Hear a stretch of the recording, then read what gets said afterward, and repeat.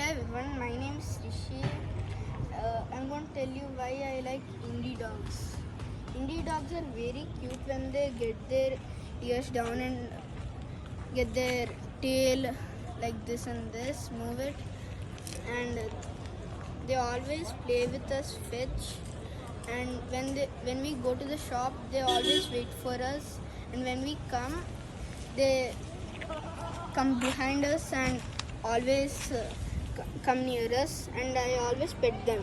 I used to be scared when I was small, but one day I went near them and pet them. They were so cute. They smiled and moved their tail. They were so cute. From that day, I loved them. So one day at rainy season, there will be rains, so I made a house for them,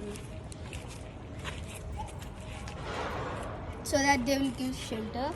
It will give shelter. Next, at summers it will be so hot, so dogs can't get water. So I kept a bowl of water right here, so when they get thirsty, they can drink it. And please try to adopt indie dogs.